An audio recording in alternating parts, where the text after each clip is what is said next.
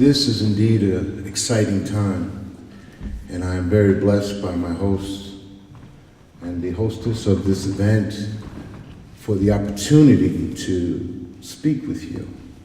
That idea of sending a challenge almost sounds foreboding. It's really not that bad.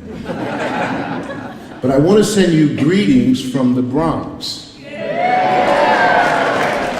And the wonderful thing about the Bronx is the actual name from the First Nation people it was known as the End Place.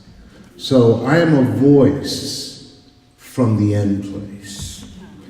And I was intrigued by the title that gathered us, a cry of our time.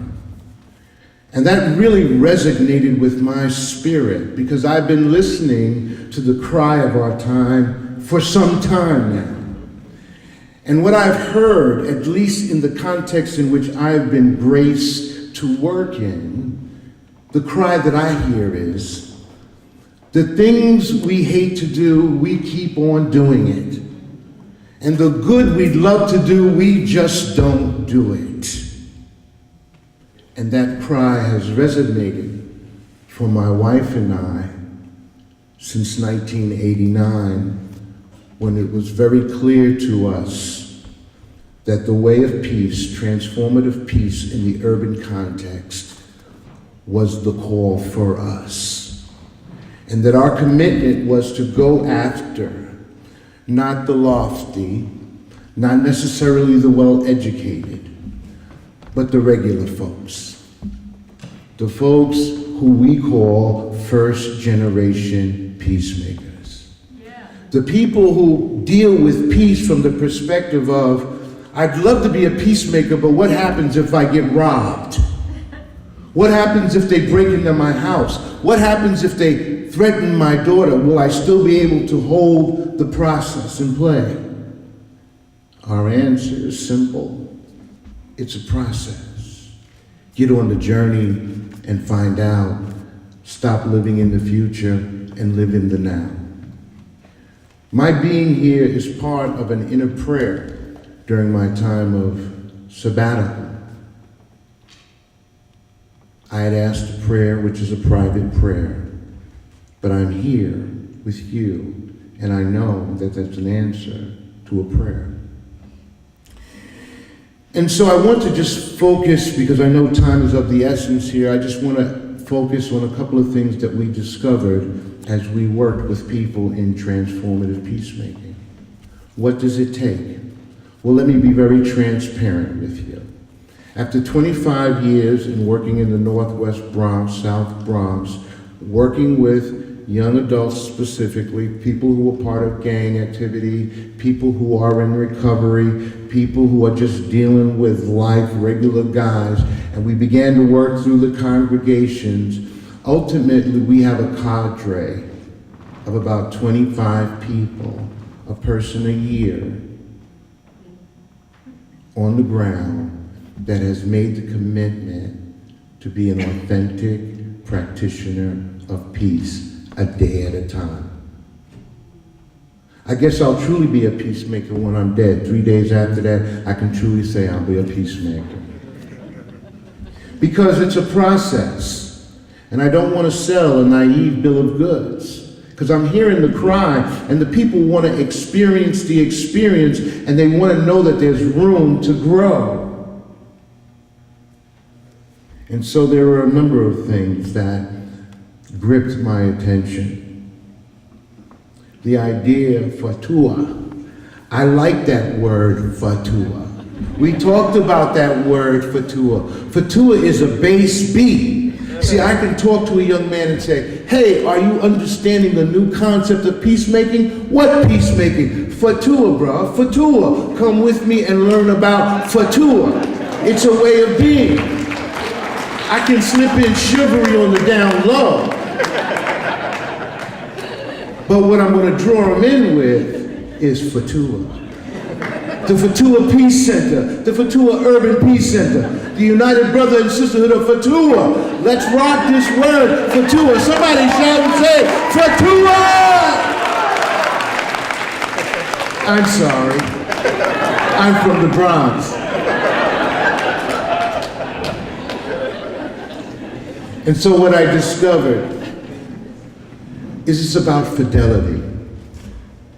I don't have large numbers, but my call was to be faithful to the place and the understanding of the purpose that I know. And so what have I learned? A couple of things. I need to be faithful to the process, but I need to engage with the cry until I taste the salt. I'm engaged with their process to become peacemakers and transformers by tasting their salt without judging them as they are on the journey to become that. And I'm not over-identifying with the outcome. I let them be as I share the information. I exfoliate. I'm trying to upgrade my status with all these brothers that were here, you know. My big contribution is the word exfoliate. I believe you need to have fun with this thing, eh? Come on. Because there's going to be enough tears and sorrow as we try to be faithful. We have to be able to laugh at ourselves and enjoy ourselves and be free enough to just be ourselves, and it's all good. But Toa, okay. But we want to be able to, and what we've learned to do is gently exfoliate old habits and closed consciousness with gracious challenges, and new options for old ideas. There also has to be, for ourselves as practitioners, rigorous honesty. That I need to continue to do feedback to myself and ask the question, am I being true to the calling? As well as calling others to be participants, to embrace rigorous honesty.